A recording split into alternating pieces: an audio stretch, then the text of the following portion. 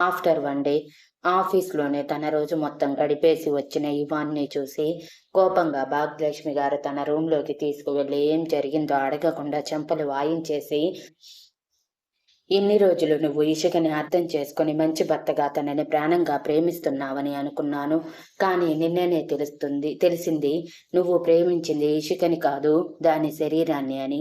అందుకే కదా దాని పరిస్థితి అర్థం చేసుకోకుండా అలా బాగయ్యిందో లేదో ఇలా మళ్ళీ దాని ఆరోగ్యాన్ని నాశనం చేశావు.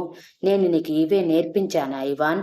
నా పెంపకాన్ని మొత్తం ప్రశ్నించేలా చేశావు కదరా. నిన్ను చూస్తుంటేనే మొదటిసారి అసహ్యం వేస్తుంది. ఆడపిల్ల మీద నీ బలం చూపించావా? ఛీ అని అసహ్యించుకుంటుంటే ఇవాన్ తట్టుకోలేక నాని అని ఆవిడని హత్తుకుని ఏడుస్తూ, నేను కావాలని చేయలేదు నాని, అవుట్ ఆఫ్ కంట్రోల్ అయిపోయాను. చిన్న డిస్టర్బెన్స్ వల్ల డ్రింక్ చేసి వచ్చాను. ఆ డ్రింక్ మధ్యలో ఇష్యూ నన్ను విసురుని చేసింది. తెలియకుండానే అలా బిహేవ్ చేశాను. I'm sorry Nani. ఇంకొకసారి ఇలాంటివి జరగకుండా చూసుకుంటాను. ప్లీజ్ ఈ ఒక్కసారికి క్షమించు. నీ కోపం నేను భరించలేను నాని అని అన్నాడు. చూడు ఇవాన్, ఇప్పుడు నిన్ను క్షమించాల్సింది నేను కాదు, ఇషిక. తను క్షమిస్తే నేను క్షమించినట్టే అని గుర్తుంచుకో. ఇంకొకసారి ఇషిక విషయంలో నువ్వు ఇలా ప్రవర్తించావంటే అదే నా చివరి మాట నీతో అవుతుంది అని వార్నింగ్ ఇచ్చి మరి ఇవాన్ని బయటికి పంపించేశాక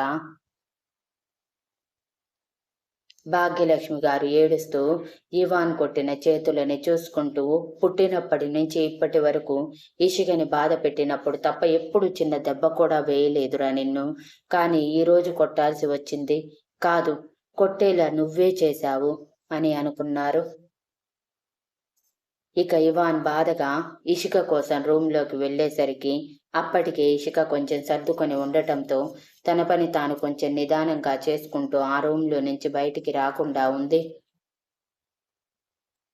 ఇక వైదేహి గారికి ఇషికకి బాగోలేదని మాత్రమే తెలుసు. సో ఏదో మాట వరుసకి ఎలా ఉందని పలకరించి తిరిగి ఇషిక వైపు చూడలేదు. ఇక రూంలోకి వచ్చిన ఇవాన్కి బెడ్ మీద కూర్చున్న ఇషిక కనిపించగానే తన దగ్గరికి వెళ్ళి తన ముందు మోకాళ్ళ మీద కూర్చుని, ఇప్పుడు ఎలా ఉంది అని అడిగాడు. ఏం బాగుంటే ఇంకొకసారి నా శరీరంతో ఆడుకుంటారా సార్ అని వెటకారంగా అడిగింది ఇషిక. ఆ మాటలు తట్టుకోలేని ఇవాన్, జరిగింది మర్చిపో ఇషిక అని నేను చెప్పను ఇషు. నేను చేసిన దానికి నువ్వు నా దగ్గరే ఉండి శిక్షించు అని వేడుకుంటున్నాను. ప్లీజ్ నా నుంచి దూరం వెళ్ళే ఆలోచన తీసేయి అని అడుగుతుంటే ఇషిక మొహం తిప్పేసి, ఇంత జరిగాక కూడా మీతో ఉంటానని కలలు కనకండి. నాకసలైతే ఇప్పుడే వెళ్ళిపోవాలని ఉంది. కానీ నేనున్న పరిస్థితుల్లో బయటికి అడుగు పెట్టేలా లేను. అలా తయారు చేశారు నన్ను మీరు. లేదంటే ఈ క్షణం మీ మొహం కూడా చూసేదాన్ని కాదు అని వస్తున్న ఏడుపుని కష్టంగా ఆపుకుంటూ చెప్పి, ఇంతవరకు మీకు నా మీద అనుమానం మాత్రమే ఉంది అనుకుని నా శరీరంతో ఆడుకున్నారు అనుకున్నాను. కానీ మోజు కూడా ఉందని ఇప్పుడే తెలిసింది. చాలా థ్యాంక్స్ సార్, నా మీద మీకున్న ఫీలింగ్స్ని ఇంత పక్కాగా చెప్తున్నందుకు అని అనగానే ఇవాన్ ఇషికని కొట్టటానికి చెయ్యెత్తి వెంటనే దించేసి, ఎందుకే నాకు కోపం తెప్పిస్తూ ఇలా మాట్లాడి నన్ను చంపేస్తున్నావు? అసలు ఇదంతా జరగటానికి సగం నువ్వు కాదా కారణం? సరే, నేను పొరపాటు పడ్డాను. నా పొరపాటును సరిదిద్దేలా నీ ప్రవర్తన ఉండాలి కదా. కానీ నువ్వేం చేశావు? నీ నోటితో నువ్వే నేను మంచిదాన్ని కాదు, ఒక బజారు దాన్ని అన్నట్టు మాట్లాడలేదా? మర్చిపోయావా ఇషిక ఆ మాటలు? వాటి వల్లే ఎంతో కొంత నువ్వు ఏ తప్పు చేయలేదని నమ్మిన నేను చివరికి నువ్వు తప్పు చేశావని నమ్మి నిన్ను హింసించాను. నీ తప్పు లేనట్టే మాట్లాడుతున్నావు. జరిగింది గుర్తు చేసుకో అనగానే ఇషిక ఒక్కసారి వెనక్కి వెళ్ళింది. ఏం జరిగిందో నేను జస్ట్ నా మాటల్లో సింపుల్గా చెప్తాను, కొంచెం జాగ్రత్తగా చదివి అర్థం చేసుకోండి ఫ్రెండ్స్. ఇవాన్ బెదిరించగానే మరో దారి లేని ఇషిక తప్పక ఇవాన్తో పెళ్లికి ఒప్పుకుంది. అలా ఒప్పుకోవటమే ఇవాన్ గర్వంగా, నాకు తెలుసు నువ్వు ఒప్పుకుంటావని అని తనని పంపించేసి తర్వాత రోజు అందంగా రెడీ అయి మ్యారేజ్ రిజిస్ట్రేషన్ ఆఫీస్కి రమ్మని, అండ్ ఈ విషయం ఎవరికీ తెలియకూడదని, నీకు నాకు మధ్య మాత్రమే ఉండాలి, నీ వైపు సాక్షి సంతకం చేయటానికి నీ మేనేజర్ని తీసుకురా అని మరీ మరీ చెప్పి పంపించాడు. అలా ఆశ్రమానికి వెళ్ళిన ఇషిక బాధగా తన జీవితం ఇంతటితో ముగిసిపోయిందన్న భావనలో మిగిలిపోతే, మేనేజర్ గారు కంగారుగా, ఎక్కడికి వెళ్ళావు అంత హడావిడిగా అని అడిగారు.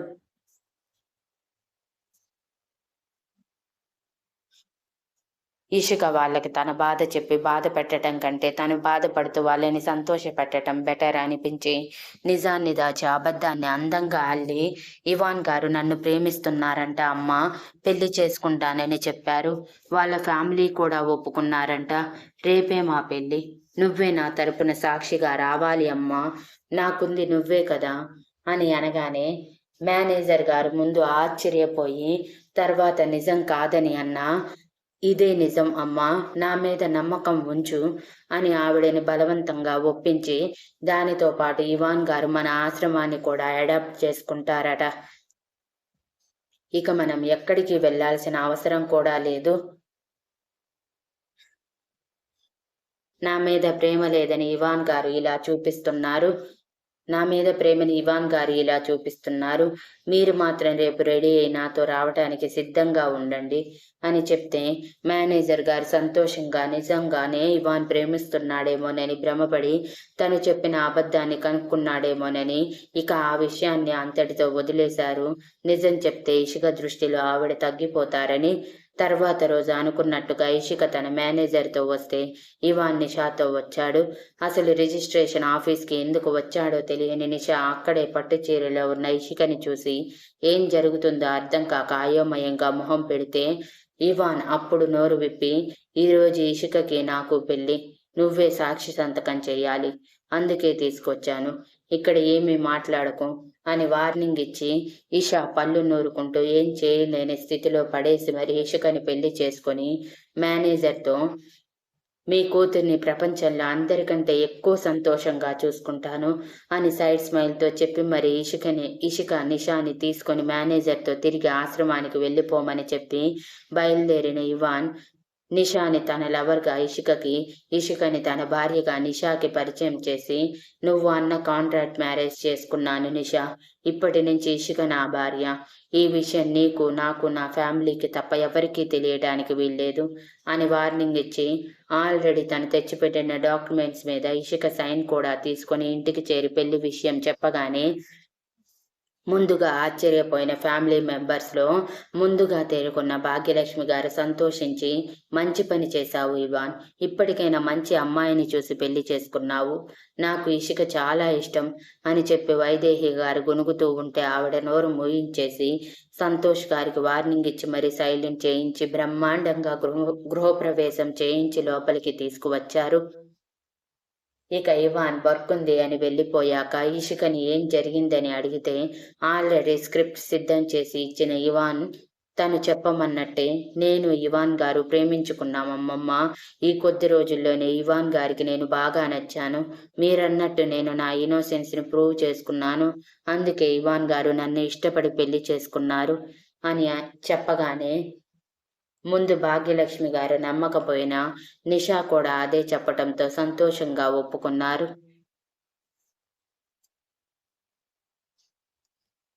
మరో 2 రోజుల తర్వాత ఇవాన్ అందరికీ తెలిసేలా రిసెప్షన్ ఏర్పాటు చేస్తానని సంతోష్ గారు ఇవాన్ నిర్ణయం అడిగితే, వద్దు, నేను చెప్పినప్పుడే నా భార్యగా ఇషిక ప్రపంచానికి పరిచయం అవుతుంది, అప్పటి వరకు మీరు మా విషయంలో కలుగజేసుకోకండి, అండ్ వన్ మోర్ థింగ్, మా పెళ్లి గురించి బయట ఎక్కడా తెలియటానికి వీల్లేదు, మా పర్సనల్ స్పేస్లోకి ఎవరు రావటం నాకు నచ్చదు, అండ్ మా కోసం కొత్తగా ఒక విల్లా కొన్నాను, నేను ఇషిక అక్కడికి షిఫ్ట్ అయిపోతున్నాము, కనీసం 1 సంవత్సరమైనా మాకు ప్రైవసీ కావాలి, సో ఎప్పుడైనా ఒకసారి మాత్రమే మీరు అలా వచ్చేలా చూసి వెళ్ళాలి అని వాళ్ళని బలవంతంగా ఒప్పించి మరి ఇషికని తీసుకుని కొత్త ఇంటి గృహప్రవేశం చేసిన రోజు రాత్రి ఇషిక హడావిడిగా ఇవాన్ని 10 లక్షల రూపాయల డబ్బులు అడిగింది. ఎందుకని ఇవాన్ కోపంగా అడిగితే, ప్లీజ్ సార్, అది నా పర్సనల్ మ్యాటర్, ఈ ఒక్కసారికి హెల్ప్ చేయండి అని బ్రతిమిలాడింది. ఇవాన్ అసహనంగా, నీ మీద నాకు ఇసుమంతైన నమ్మకం లేకుండా ఎలా నీకు మనీ ఇస్తాననుకున్నావు ఇషిక? ఆ మనీ తీసుకొని నువ్వు జల్సాలు చేయాలని ఆలోచిస్తున్నావా? అలాంటి ఆలోచనే ఉంటే పూర్తిగా మానేసుకో. బికాస్ నేను అటువంటి ఛాన్స్ అస్సలు ఇవ్వను. మనీ లేదు, ఏమీ లేదు, వెళ్ళిపో అని అంటే, ఇషిక కోపంగా, ప్రతిదానికి ఇలానే నాతో ఎందుకు ముడిపెడతారు సార్? ఏమైనా అవసరం ఉండి ఉండొచ్చు కదా నాకు అని అరిచింది. ఆ మనీ చాలా అర్జెంట్ అయ్యి ఉండటంతో. ఏంటి, నీకు మనీ అవసరమా? ఒక మగాడిని వలలో వేసుకోవటం తప్ప మరో పని తెలియని నీకు ఇలాంటి అవసరాలు కూడా ఉంటాయా? మేబీ ఆ మనీ నీ జల్సాల కోసం అయి ఉంటుంది. ఆల్రెడీ చెప్పాను, నీకు డబ్బు దగ్గరగా ఉన్నా చేతికందేలా చేయనని. సో నోరు మూసుకుని వెళ్తావా, లేదంటే నా పద్ధతిలో చెప్పమంటావా అని సీరియస్గా అరిచాడు ఇవాన్. అప్పటి వరకు కూడా ఈషికని ఇవాన్ ముట్టుకుంది లేదు. కనీసం తన మొహం కూడా చూసింది లేదు కోపం వల్ల. సారీ సార్, మీకు ఎదురు తిరిగినందుకు. కానీ ప్లీజ్ సార్, నాకు ఆ మనీ చాలా అర్జెంట్. చాలా చోట్ల ట్రై చేశాను, కుదరలేదు. అందుకే మిమ్మల్ని బ్రతిమలాడుతున్నాను. మీరు ఎలా అనుకున్నా పర్వాలేదు, నాకు మాత్రం 10 lakhs మనీ ఇవ్వండి. కుదిరితే ఒక 15 lakhs అడ్జస్ట్ చేయండి. నా వల్ల అయిన సమయంలో మీకు రిటర్న్ చేస్తాను అని అనగానే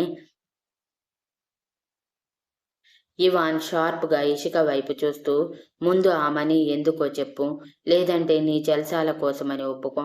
అంతకు మించి పెద్దగా అవసరం ఉండదు నీకు అని అనగానే అప్పటికే విసిగిపోయిన ఇషిక, అవును, నా జల్సాల కోసమే మరో మగాడి దగ్గరికి వెళ్ళి ఎంజాయ్ చేయటానికి మనీ అడుగుతున్నాను. చాలా, మీకు కావలసిన సమాధానం వచ్చిందిగా. ఎందుకు సార్ ఇలా మానసికంగా చంపేస్తారు అని అరుస్తూ ఉండగానే ఇవాన్ బ్లాంక్ చెక్ ఇషిక మొహం మీద విసిరి, మొత్తానికి నువ్వు నీ నిజ స్వరూపం బయట పెట్టావు. ఇది ఇస్తుంది కూడా నువ్వు మరో మగాడి దగ్గరికి వెళ్ళటానికి కాదు, ఈ డబ్బు తీసుకొని నా దగ్గరికి రావటానికి. మర్చిపోయినట్టున్నావు, నీకు నాకు పెళ్ళయింది కానీ ఫస్ట్ నైట్ కాలేదు. సో ఈరోజు నైట్ మన ఫస్ట్ నైట్. అందంగా రెడీ అయి నువ్వు రావాలి నా దగ్గరికి అని కోపంగా చెప్పాడు. ఇషిక మాటలు లేనట్టు శూన్యంలోకి చూస్తున్నట్టు ఇవాన్ వైపు చూస్తుంటే ఇవాన్ వెటకారంగా నవ్వుతూ, మనీ కోసం ఎంతకైనా దిగజారుతావు కదా, మరి ఈ మాత్రం చేయలేవా? పైగా నేను నీ భర్తని. భర్తగా నీ మీద సర్వహక్కులు నాకున్నాయి కాబట్టి నీ శరీరాన్ని నాకివ్వటంలో తప్పేముంది? ఇంతవరకు ఏం మగాడు నిన్ను టచ్ చేయనట్టే చూస్తున్నావు అని ఇషిక మనసు విరిగేలా మాట్లాడుతుంటే ఇషిక విరక్తిగా నవ్వుకొని ఇవాన్ వినే పరిస్థితుల్లో లేడని అర్థం చేసుకొని, మీ ఇష్టం సార్, కానీ ఈరోజు కుదరదు. ఈ ఒక్కరోజు నాకు టైం ఇవ్వండి, రేపు మీ ఇష్టం అని చెప్పి ఇవాన్ మాటలు పట్టించుకోకుండా బయటికి పరిగెత్తింది. తర్వాత రోజు ఉదయం తన ఆఫీస్కి వెళ్తున్న ఇవాన్కి ట్రాఫిక్ మధ్యలో ఒక బైక్ మీద ఒక మగాడి వెనుక భుజం మీద చేయి వేసి రెండు వైపులా కూర్చున్న ఇషిక నవ్వుతూ మాట్లాడటం కనిపించటమే ఇవాన్లో కోపం రేగితే ఆవేశంగా ట్రాఫిక్లో ఉన్నాడని కూడా పట్టించుకోకుండా ఇషి దగ్గరికి వెళ్ళి నాతో రా అని కార్లో కుదేసి తిరిగి ఇంటికి తీసుకువెళ్ళి రూమ్లో విసిరేసి, అనుకున్నట్టే చేశావు కదే, మొత్తానికి నైట్ అంతా బాగా ఎంజాయ్ చేశావు కదా అని తన కోట్ తీసి పక్కకి విసిరేయగానే ఇషిక భయపడిపోయి, సార్, మీరు అనుకుంటుంది నిజం కాదు అని చెప్పాలనుకున్నా ఇవాన్ ఇషిక రెండు బుగ్గలు ఒత్తిపట్టి, నా దగ్గర అబద్ధాలు చెప్పకు. ఏ సుఖం కోసమైతే పరాయి మగాడి దగ్గరికి వెళ్ళావో అది నేనే ఇస్తాను. ఎంతలా అంటే నువ్వు వద్దు, నీ సుఖం వద్దు అని ఏడ్చి లైఫ్ లాంగ్ నన్ను గుర్తు చేసుకుంటే నీకు నేను ఇచ్చే పనిష్మెంటే గుర్తు రావాలి. అంతలా నీ కోసం రెడీ చేస్తాను అని ఇషిక ఇష్టం పట్టించుకోకుండా ఆ క్షణం విచక్షణ మరిచి ఇషికని మరో మగాడితో చూడటం పదే పదే కళ్ళ ముందు మెదులుతూ ఉంటే ఇషికకి ఇష్టం లేకుండా తన సొంతం చేసుకున్నాడు. ఆ క్షణం అర్థమైపోయింది ఇవాన్కి, తనే ఇషికని ముట్టుకున్న మొదటి మగాడని. అదే మాట కొంచెం విసురుగా విసిరి ఇషిక మనసుని పూర్తిగా విరిచేశాడు ఆ క్షణం. ఆ రోజు మొదలు ఇవాన్ ఇషికని పూర్తిగా గృహ నిర్బంధం చేసి తన ఫోన్ పగలగొట్టేసి ఎవరితో కాంటాక్ట్ లేకుండా చేసేసి పూర్తిగా ఇషికని తన బానిసగా మార్చుకొని తనకి ఇష్టం లేకపోయినా బలవంతంగా ఇషిక చేత తనకి నచ్చే పనులే చేయిస్తూ తనకి నిజం తెలిసేంత వరకు ఇషికని మాటలతో చేతలతో బాధ పెట్టాడు ఇవాన్. ఇది పెళ్లి కాకముందు వరకు గతం. దీనితో పెళ్లి కాకముందు వరకు గతం అయిపోయినట్టే. అదంతా గుర్తు చేసుకున్న ఇషిక ఏడుస్తూ ఆ రోజు మీరు నిజం తెలుసుకోలేదు అని అరిచింది. Thank you for listening and please like, share, comment and subscribe.